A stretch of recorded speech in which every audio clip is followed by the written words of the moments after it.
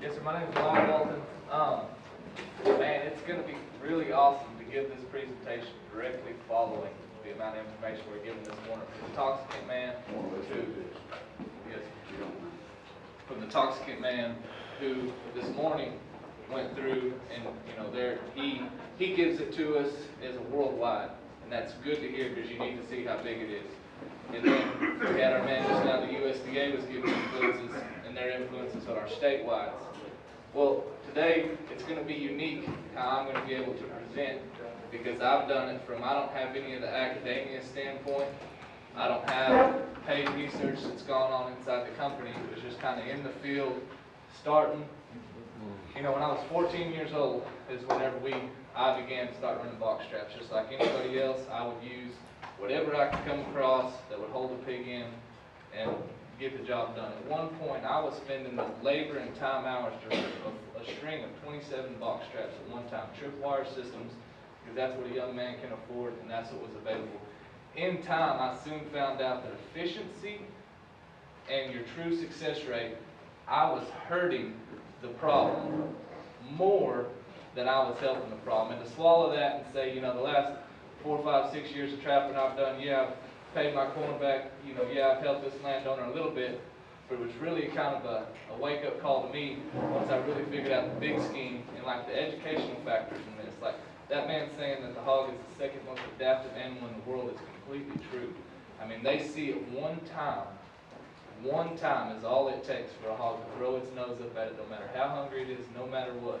And I'll tell everybody, there's only one thing worse on a property than a feral hog, and that is an educated feral hog, because that's when the problem gets very, very substantial. You know, it took me to get into college and figure out efficiency that for the corral trap to outproduce my pens. You know, I had one corral trap, cut my trap line back to 10. So I was using this one cellular pen, still using my 10 best tripwire products. My time, it still took me 75% more time, and in the month that I had my corral pen ran, for my first month, I quit using box traps completely. And that went from me changing up my daily routines, setting the hours aside to run a trap wire gating system, to then move to the integrated approach of cellular trapping because of your success rates and complete sound removal. In that first month with my 10 traps still running, let's say we had 50 hours in drive time and removal in those 10 traps. In that 1 month with my corral pen, I had about 10 hours of labor. That's going there to set up, that's going there to get the gate rigged for capture, and that's going into a property and doing the final removal. That's 3 entries into a place that before I was having to check, if not once, twice a day.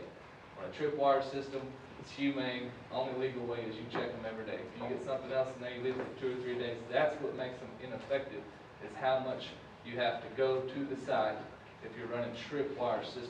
That's what makes the efficiency in the big picture make more sense whenever you hear it from the man about the educational standpoint. Every day that you went to that pen and threw a fresh bucket of corn over the top to then go back and check your tripwire the next day and hope for your 2 or 3, you're putting a human influence there. Every day you're giving a pig a human influence. There's one more day they're not going to go in your pen. You're older, seasoned, educated swine. It's going to be awesome giving the presentation today because I don't have to cover the academia standpoint. You've just been given the numbers and they're substantial. It is unreal.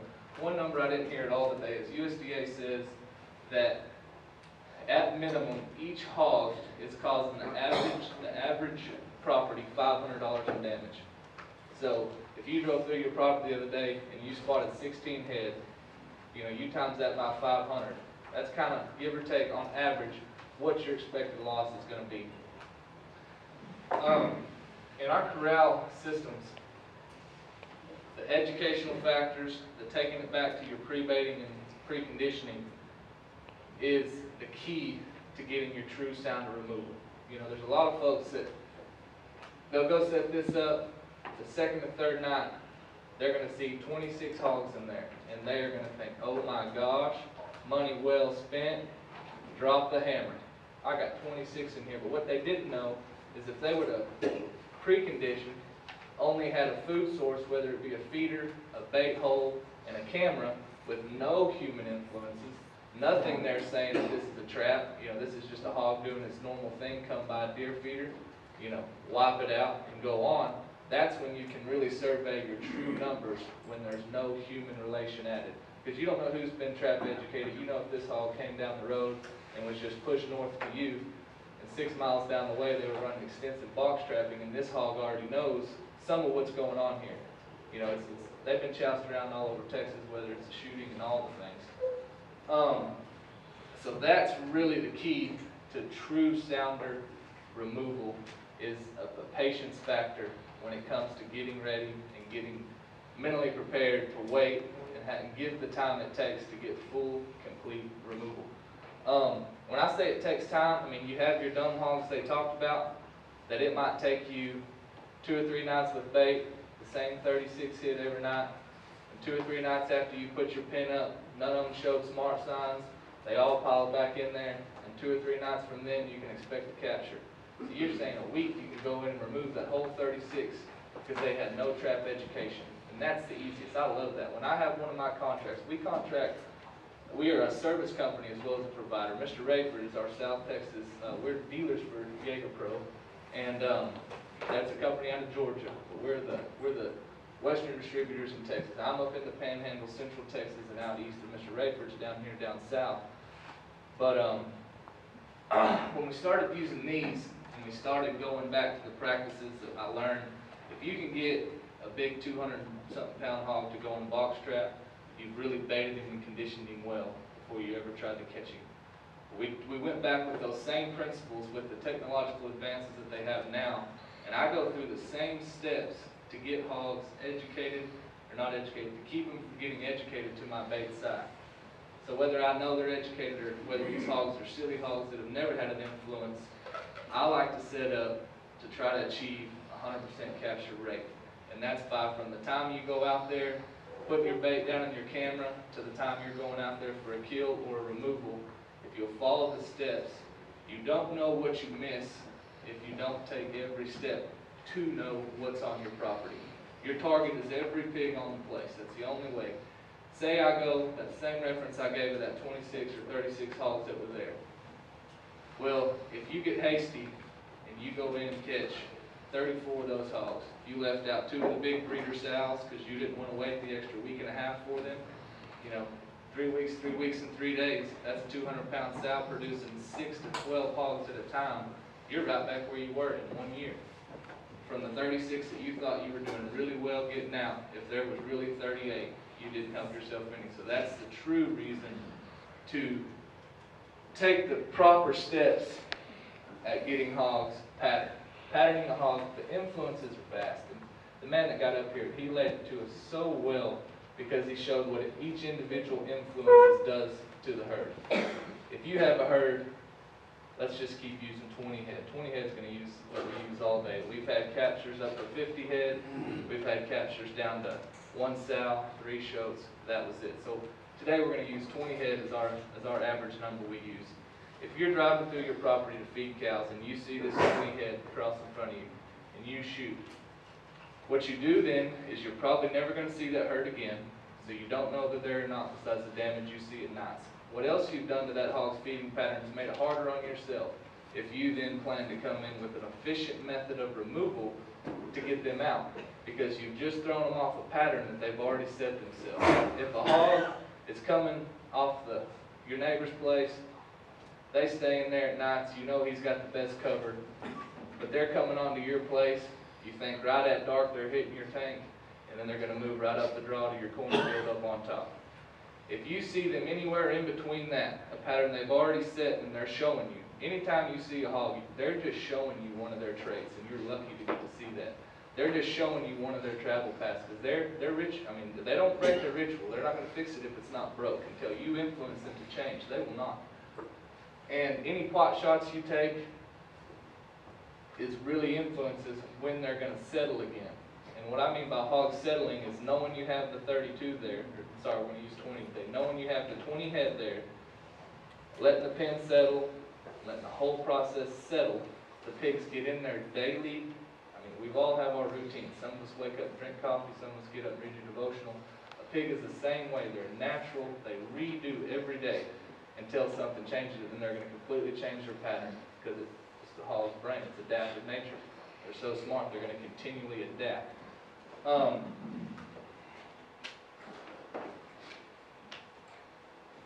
main points I have when you're spreading hogs, you know, I've been a dogman for 11 years. I've owned a pack of dogs. We have thermals inside the company.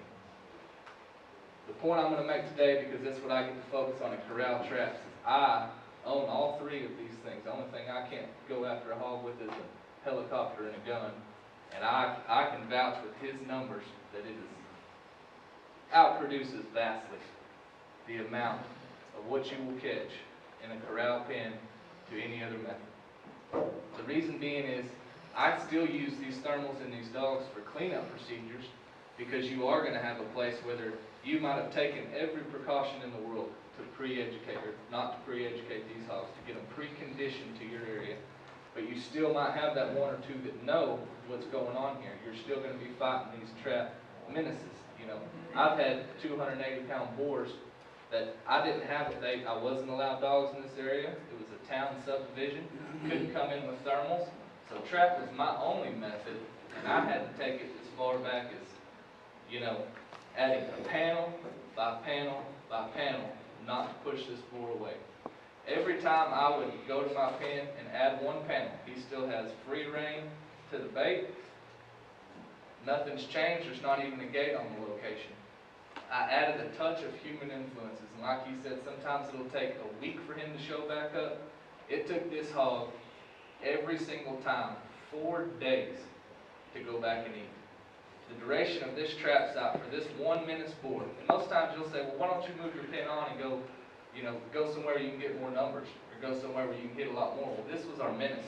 This was the hog that's in this subdivision that they're seeing every day along the jogging park.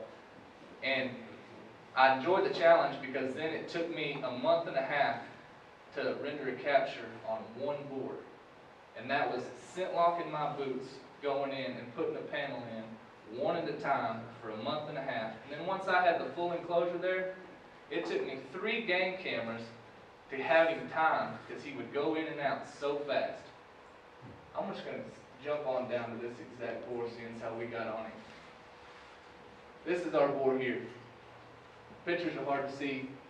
The top picture is him, and I have 4 of my 6 16-foot panels placed around the feeder that before he was hitting at every night.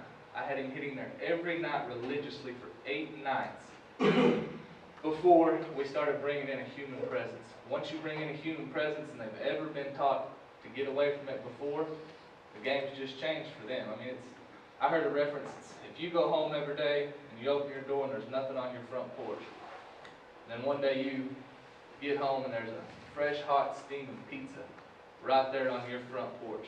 Are you gonna notice that? Is that gonna throw off your daily routine of just walking up and unlocking your door and seeing that fresh pizza there? Every single person in here will notice that, and that is a pig. This is their natural, everyday routines they're in, and anything you add, I mean, you could leave a sack of corn over there blowing in the bush next to your camera, and you're liable to not have a hog back there for a week, because that's different in their environment. You know, we're outsmarting them. You know, these pigs, it's hard to truly outsmart them, but with our advancements, we're able to keep up if they're implied correctly. I'm going to hop back up here to the top. Corral captures, we get ethos on the company. This year, I've focused up on projects that will really be able to show how effective we are. I haven't just been going to anybody that has a pig problem. I'm currently the only vendor Texas A&M University has as a field service operator. I'm on Camp Bullis in Medina and San Antonio, which is operated by AgriLife, funded by the Corps of Engineers for hog trapping, because we had the best known trapping threat, as well as we had the practices we have in the field to show the success we have. Our biggest capture in-house, I've caught 50 head in one text message. It was such a fluke because I caught this 50 head at 11:30 in the morning when hogs are, you know, I'll give them 95% nocturnal. The numbers we heard from these men this morning, lined up so close to what I've gathered over the years is insane. I really enjoyed today. I caught this herd of 50 at 11:30 in the morning. It was 85 degrees outside. They never hit at night. Only time these pigs would hit was during the day. On your cameras, you can have them set up where during the day when you have birds feeding, dove feeding, turkey coming by, you can turn your cameras off where you don't see it until you're ready for your hogs at night and turn them back on. I figured out they're hitting during the day because I go back, I start getting pictures at nights and I have zero corn on the ground ever. I'd go back out there, I'd check my feeders, make sure I had corn in them, make sure I wasn't plugged up, make sure there wasn't a string in there, set everything, leave, turn my cameras on that night. 2 or 3 days go by, I don't have any corn on the ground. So I leave it on all day. It was my foolishness that's been missing. I've been baiting these hogs and getting them ready for a week, and they've been hitting me at 11:30 in the middle of the day in one of the hottest times of the year. And it was just in their travel pattern. I was up on this particular site that was on a clay cap landfill on the Air Force Base, which had a water source at the bottom, Medillo Creek, San Antonio River system. So we were near their heavy timber. This was their grazing ground, and they had water right around the corner. And for them to make an 11:30 in the day pattern kind of blew me away, much less to do 50 head. That just kind of lets you know each individual location is going to have its own scenarios to go with it. And that's what makes every trap placement that you do unique. Like I said, you can buzz through the steps, the progressions of what it takes to properly trap in a week and a half if you're lucky. And sometimes those same progressions on a different set of 20 head will take you a month and a half. And that's just whatever influences they've been presented with, in their time.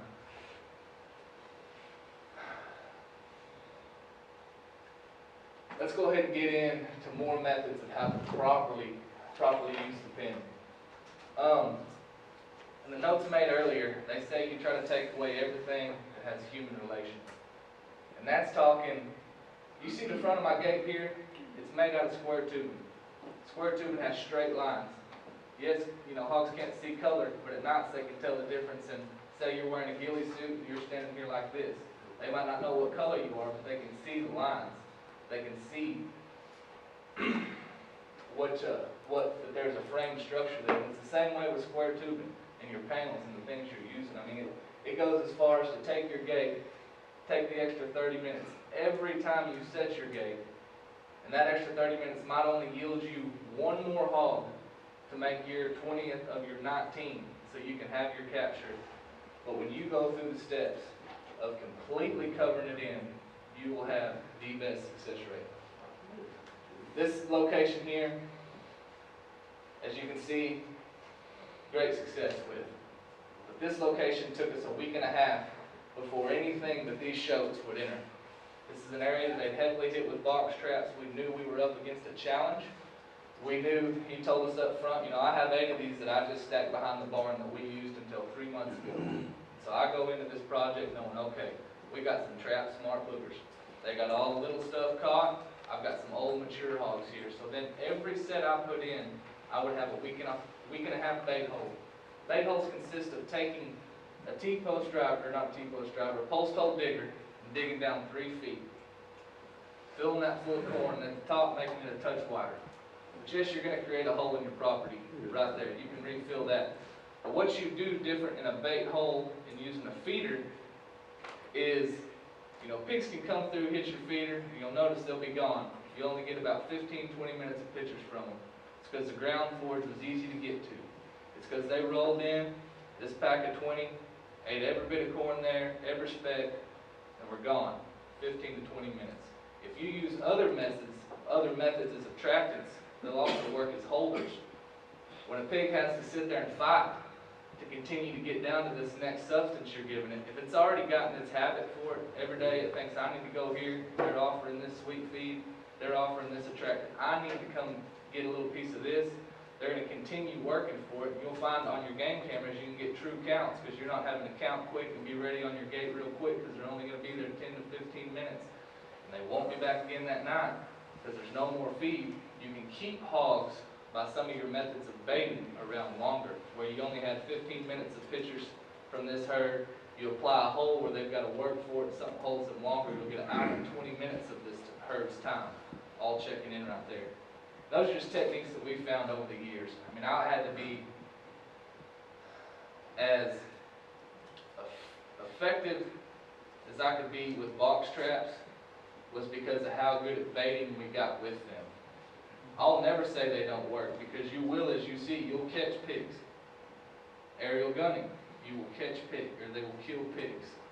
Running dogs, you will kill pigs. But where we try to differentiate ourselves with the cellular pins, we've now been given the technology, plus what we've figured out really works on them in conditioning practices, to be able to get your full sounder removals. As you can see here, the times on the camera, there's nights, if my herds are sporadic, you'll be up all night long. If this herd has got a lot of influences, you're next to town, there's traffic in and out of your ranch and they can't hit it every night at 9 p.m., let's go hit this feeder, go hit the wallet, call it a night. If they have that, that's when the herds are handy. When you men start using this cellular pin, you're going to find out you're going to have a 9 p.m. group, you might have a 1 p.m. group, and you might have a 4:30 p.m. group. And you have to be up at nights with a count in your head, knowing what you're looking for on the day that you think you're ready for capture, and you have to wait and be patient until you get every hog in the pen. If you're going to do yourself good. You not being patient doesn't hurt anything besides the producer themselves. The producers are the ones that if you're expecting, you go out and take your loan that year to cover your cattle or cover your crop, and you're anchoring on $180,000 yield. This is what my 500 acres here is going to produce me this year.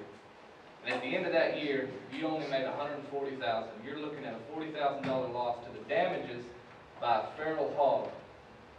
That's vast. People, you know, the Jaeger Pro pen is mid-range price for organic prices.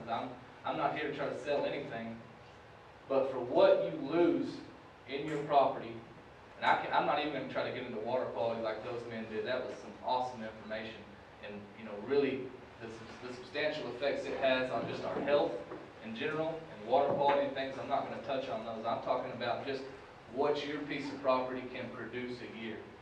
Where is your loss coming from? All right, I'm up in my country. I have a ranch near Abilene, Texas, so I'm central. North of me, we have crops. We have crops. As far as you can see, you won't see a brush line. In between you, you might have a wheat crop ending up that they just plowed. The next thing you know, their milo's getting ready. Down the way, you see corn stalks starting to come up. In those demographics, you trap before or post a week and a half to 2 weeks after your crop is in its prime. A lot of people think they have a huge pig problem once you get out there and you're seeing the damage. That day you think is when you have the worst pig problem. That's just the day that they're showing themselves. If I'm this farm that's expecting $180,000 yield off of my corn crop, and I'm making 140, I need to be there 2 weeks before my corn is ready. These hogs are still hungry. Mother Nature has not provided this huge buffet yet. That's what a lot of people don't understand. You have a hard time getting a pig to go in a pen if they're provided everything they need. That's why they say shutting other feeders down, circle in your pens, don't give them a food source. You're bringing them to yourselves unless you've taken the routes to keep them away from you. So I'm this corn farmer. I'm going to figure out when to put my pen there. So I need to be there before this crop's at its peak, because you're never going to get a pig to go in a corral system that you have corn in or soured corn.